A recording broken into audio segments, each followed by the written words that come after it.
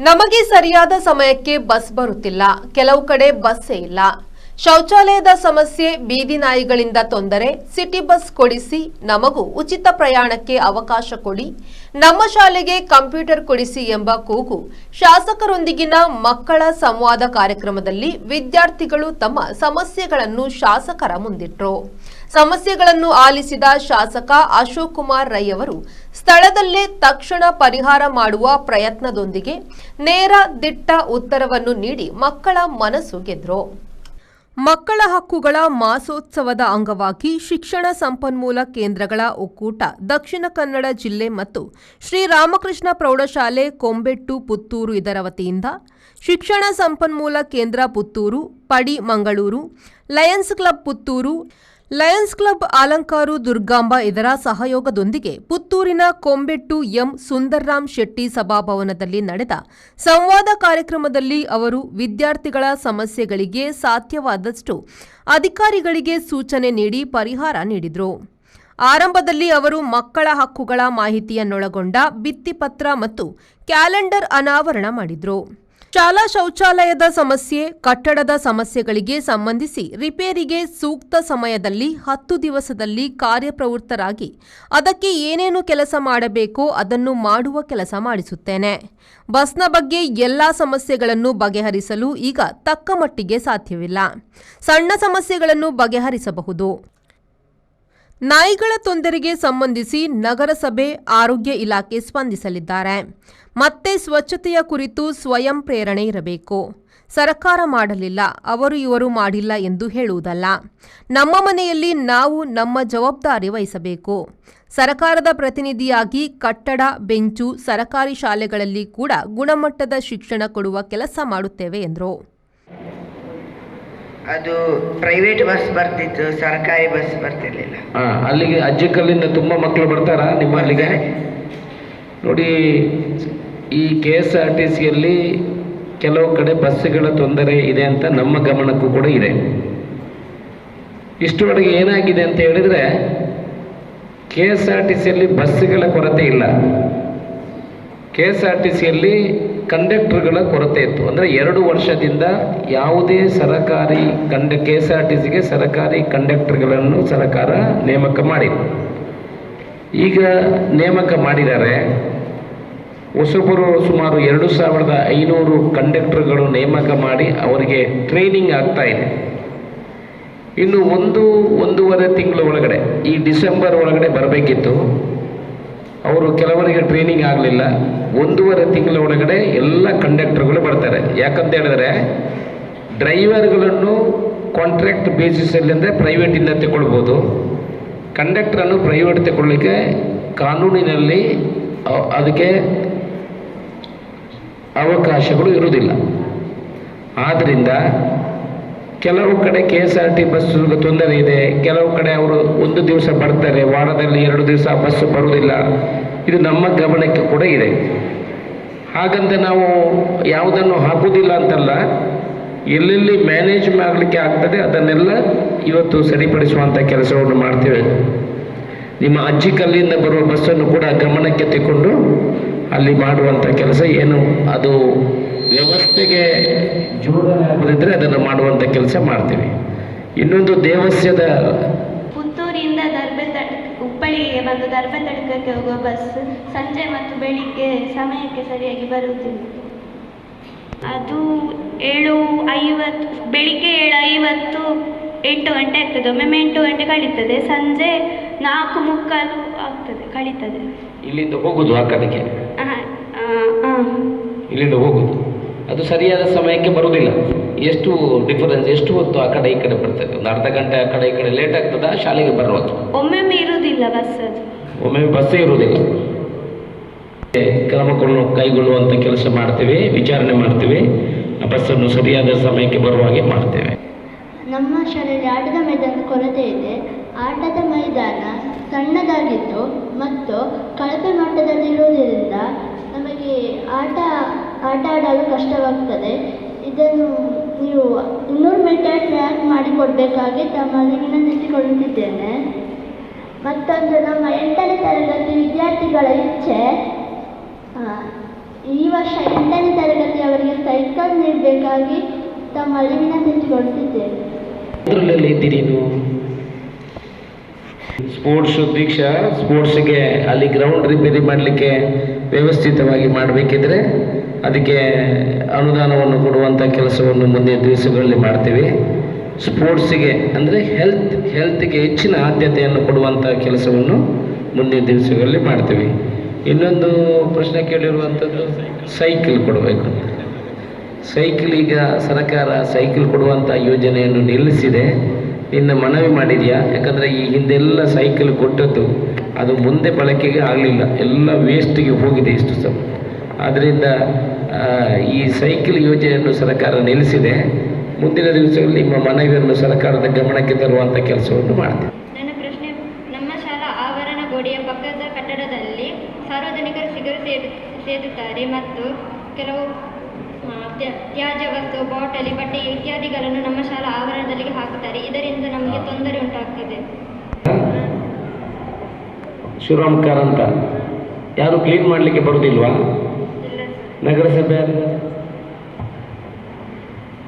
ಅಧಿಕಾರಿಗಳು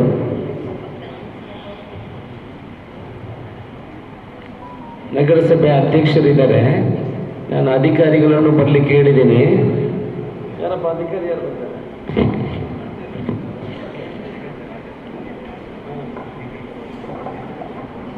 ಅಲ್ಲಿ ವೇಸ್ಟ್ ಹಾಕುವ ಬಗ್ಗೆ ಗಮನವನ್ನು ಹರಿಸ್ತೇವೆ. ಅದು ಕೂಡಲೇ ಅಲ್ಲಿ ಇರುವಂಥ ಏನು ವೇಸ್ಟ್ಗಳು ಹಾಕಿದರೆ ಅದನ್ನು ತೆಗೆಯುವಂಥ ಕೆಲಸವನ್ನು ಮಾಡ್ತೇವೆ.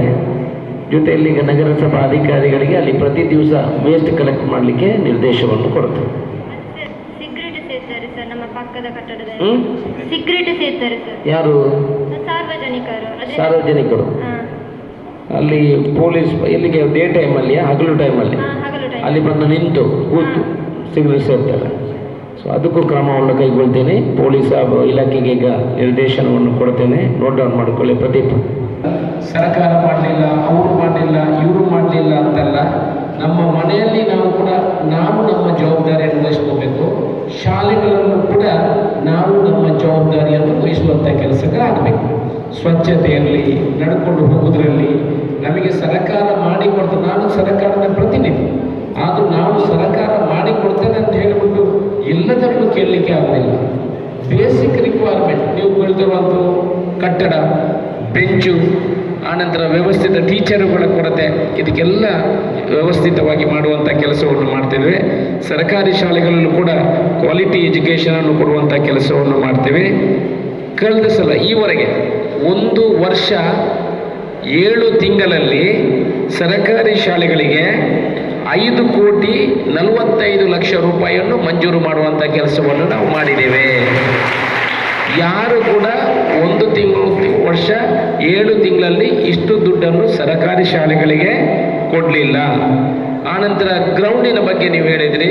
ವ್ಯವಸ್ಥಿತವಾದ ಗ್ರೌಂಡಿನ ವ್ಯವಸ್ಥೆ ಮಾಡ್ತೀವಿ ನಾವು. ನಿಮಗೆಲ್ಲ ಕಿವಿ ಮಾತು ಹೇಳುವಂಥದ್ದು, ಮಕ್ಕಳೇ ದಯಮಾಡಿ ಕೇಳ್ಕೊಳ್ಳಿ. ಆರೋಗ್ಯದ ಬಗ್ಗೆ ಗಮನವನ್ನು ಕೊಡಿ. ಸರಿಯಾಗಿ ನೀರು ಕುಡಿಯಿರಿ, ಸರಿಯಾಗಿ ಪೌಷ್ಟಿಕ ಆಹಾರವನ್ನು ತಗೊಳ್ಳಿ, ಸರಿಯಾದ ಸಮಯಕ್ಕೆ ವಾಶ್ರೂಮನ್ನು ಬಳಕೆ ಮಾಡಿ. ಯಾವಾಗಲೂ ವಾಶ್ರೂಮಿಗೆ ಹೋಗಬೇಕಂತ ನೀವು ಟೈಮ್ ಸ್ಪೆಂಡ್ ಮಾಡಿ ಕಟ್ಟಿಕೊಂಡು ಇರಬೇಡಿ. ನಿಮ್ಮ ಆರೋಗ್ಯದ ಮೇಲೆ ಪರಿಣಾಮ ಬೀಳ್ತದೆ. ನೀವು ಯಾವಾಗ ಆರೋಗ್ಯವಾಗಿ ಫಿಟ್ ಆಗಿರ್ತೀರಾ ಆಗ ತನ್ನಿಂತಾನೇ ನಿಮಗೆ ಕಲಿಕೆಗೆ ಅದು ಪ್ರಯೋಜನ ಆಗ್ತದೆ. ಅದಕ್ಕಾಗಿ ನಾವು ಪುತ್ತೂರಿನಲ್ಲಿ ವ್ಯವಸ್ಥಿತವಾದ ಗ್ರೌಂಡನ್ನು ಮಾಡ್ತೀವಿ. ನೀವೆಲ್ಲ ಅದರಲ್ಲಿ ಸಿಂಥೆಟಿಕ್, ನಾನು ಈಗ ಮೊದಲೇ ಹೇಳಿದ್ದೀನಿ, ಅದನ್ನೆಲ್ಲ ವ್ಯವಸ್ಥೆಯನ್ನು ಮಾಡುವಂಥ ಕೆಲಸವನ್ನು ಮಾಡ್ತೀವಿ. ನೀವು ಓದಿಗೆ ಹೆಚ್ಚಿನ ಗಮನವನ್ನು ಕೊಡಬೇಕು. ನೋಡಿ, ಸೆಕೆಂಡ್ PUC ವರೆಗೆ ನೀವು ಕಲ್ತರೆ ಆಯಿತು. ಸೆಕೆಂಡ್ PUC ವರೆಗೆ ನೀವು ಈಗ ಎಲ್ರಿಗೂ ಆಗಿ ಯಾರು ಇಂಜಿನಿಯರ್ ಮಾಡಬೇಕು, ಡಾಕ್ಟರ್ ಮಾಡಬೇಕು, ಎಲ್ಲ ಕಡೆ ಅವಕಾಶಗಳಿದೆ. ಆ ಕಲಿಕೆಯಲ್ಲಿ ನೀವು ಯಾವಾಗಲೂ ಹಿಂದೆ ಹೋಗಬೇಡಿ. ನೀವು ಕೆಟ್ಟ ಚಟಗಳಿಗೆ ಬಲಿಯಾಗಬಾರ್ದು. ರಾಜಕೀಯದವರ ಮಾತು ಕೇಳಿ ಹಾಗೆ ಹೀಗೆ ಅಂತ ಹೋಗಬಾರ್ದು. ನಾನು ಯಾವಾಗಲೂ ಹೇಳ್ತೀನಿ, ಸ್ಕೂಲಲ್ಲಿ ಮತ್ತು ದೇವಸ್ಥಾನದಲ್ಲಿ, ಯಾವುದೇ ದೇವಸ್ಥಾನ, ಭಜನಾ ಮಂದಿರ, ದೈವಸ್ಥಾನ ಯಾವುದೇ ಇರಲಿ, ಇದು 2 ಕಡೆ ರಾಜಕೀಯವನ್ನು ಮಾಡಬಾರ್ದು. ಮಾಡಿದರೆ ನಮ್ಮ ದೇಶ ಉದ್ಧಾರ ಆಗಲಿಕ್ಕೆ ಸಾಧ್ಯ ಇಲ್ಲ. ಅದಕ್ಕೆ ನೀವು ಹೇಳುವಂಥದ್ದು, ನಿಮ್ಮ ಭವಿಷ್ಯದ ಕಡೆಗೆ ನೀವು ಗಮನ ಕೊಡಬೇಕು. ವಿದ್ಯೆಗೆ, ಸ್ಪೋರ್ಟ್ಸ್ ಮತ್ತು ವಿದ್ಯೆಗೆ ಹೆಚ್ಚಿನ ಆದ್ಯತೆಗಳನ್ನು ಕೊಡಬೇಕು. ನೀವು ಕೇಳಿರುವಂಥ ಎಲ್ಲ ಪ್ರಶ್ನೆಗಳಿಗೆ ನಿಮ್ಮ ತಂದೆ ತಾಯಿಯನ್ನು ಕೂಡ ಒಳ್ಳೆಯ ರೀತಿಯಲ್ಲಿ ನೋಡಿಕೊಳ್ಳುವಂಥ ಕೆಲಸ ಮುಂದಿನ ದಿವಸಗಳಲ್ಲಿ ನೀವು ಮಾಡಬೇಕು. ನಿಮ್ಮ ಮೇಲೆ ಜವಾಬ್ದಾರಿ ಇದೆ. ರಾಜಕೀಯಕ್ಕೂ ಬರಲಿಕ್ಕೂ ಅವಕಾಶ ಇದೆ ನೋಡಿ, ರಾಜಕೀಯಕ್ಕೂ ಬರಲಿಕ್ಕೂ ಅವಕಾಶ ಇದೆ. ಈ ದೇಶವನ್ನು ಆಳುವವರು ಯಾರು? Elected members. ಕಾರ್ಯಾಂಗ, ಶಾಸಕಾಂಗ ಒಂದು ಕಡೆ ಇದ್ದರೆ ಇಡೀ ದೇಶವನ್ನು ಆಳುವವರು, ಇವತ್ತು ಆಡಳಿತ ನಡೆಸುವವರು ಇಲೆಕ್ಟೆಡ್ ಮೆಂಬರ್ಸ್. ಅದರಲ್ಲೂ ಕೂಡ ನಿಮಗೆ ಸ್ಕೋಪ್ ಇದೆ. ಅದರಿಂದ ನೀವು ಮಾತಾಡಲಿಕ್ಕೆ ಕಲಿಬೇಕು, ಹೆಸಿಟೇಷನ್ ಬಿಡಬೇಕು. ಯಾವಾಗ ನೋಡಿದರೂ ಮಾತಾಡ್ಬೋದು. ಒಬ್ಬರ ಹತ್ರ ಮಾತಾಡುವಾಗ, ಈಗ ನೀವು ಕೆಲವು ಪ್ರಶ್ನೆ ಕೇಳುವಾಗ ನಾನು ಅಬ್ಸರ್ವ್ ಮಾಡಿದೆ, ಅವರಿಗೆ ಅವರು ಬರುವಂಥ ರೋಡ್ಗಳು ಗೊತ್ತಿಲ್ಲ.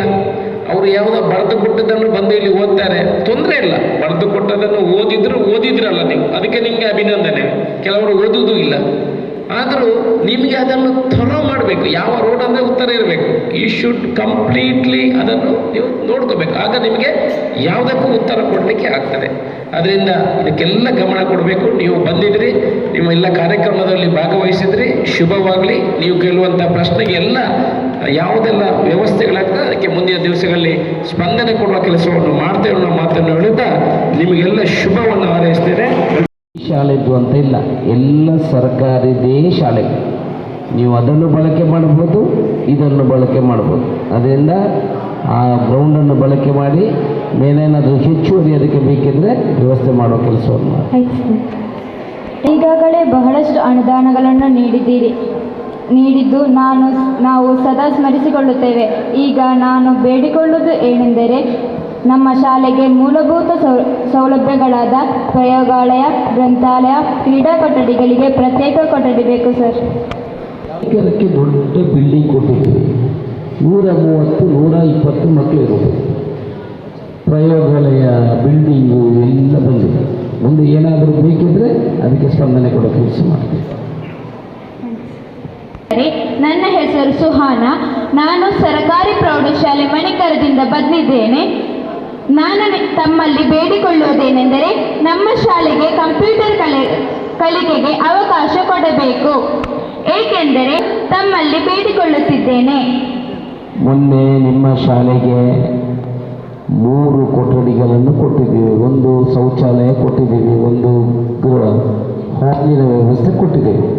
ಅದರಲ್ಲಿ ಜಾಗ ಕಡಿಮೆ ಆದರೆ ಮುಂದಿನ ದಿವಸಗಳಲ್ಲಿ ಕೊಡ್ತೀವಿ. ಅಲ್ಲಿ ಇರುವಂಥದ್ದು 130 ಮಕ್ಕಳು. 4 ಮೊನ್ನೆ ನಾನು ಬಂದ ಶಾಲೆ ಅಲ್ಲ ಸರ್, ಆ ಕಡೆ ಅದು ಪ್ರಾಥಮಿಕ ಶಾಲೆ. ನಮ್ಮ ಶಾಲೆಯಲ್ಲಿ ಮಾತ್ರ 3 ಕೊಠಡಿಗಳಿವೆ ಮತ್ತು ಒಂದು ಆಫೀಸ್ ರೂಮ್ ಇರುವುದು. ಇದು ಹೈಸ್ಕೂಲಾ? ಹೌದು ಸರ್. ಆ ಕಡೆ ಇರುವಂಥದ್ದು. ಹೌದು. ನೋಡು, ಬೇಡಿಕೆ ಇದ್ದರೆ ಅದಕ್ಕೆ ಸ್ಪಂದನೆ ಕೊಡುವಂಥ ಕೆಲಸ ಮಾಡ್ತೀವಿ. ವಂದನೆಗಳು. ಡೈರೆಕ್ಷನ್ ಕೊಡ್ತೇವೆ. ಯಾರು ಕೂಡ ಪೂರ್ತಿ ಬಸ್ ಹತ್ತೋ ಮುಂದೆ ಬಸ್ ಮೂವ್ಮೆಂಟ್ ಮಾಡಬಾರ್ದು.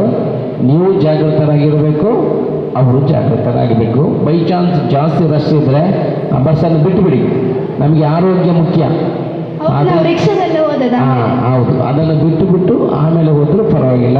ಆದರೂ ಬಸ್ಸನ್ನು ಬೇಕಾದ ಸಮಯ ನಿಲ್ಲಿಸುವಂಥ ಸೂಚನೆಯನ್ನು ಕೊಡ್ತೇವೆ. Thank you sir. ಮತ್ತು ಬೇಗ ಬರಬೇಕು, ಬಸ್ಸಿನ ಒಂದು ಸ್ವಲ್ಪ ಬೇಗ ಬರಬೇಕು ಅಲ್ವಾ? 9 ನೀನು 9:00ವರೆಗೆ ಬಂದರೆ ಅದು 9:20ಕ್ಕೆ ಹೋಗಿರ್ತದೆ. ಈಗ 9 ಗಂಟೆಗೆ ಬರಬೇಕನ್ನ.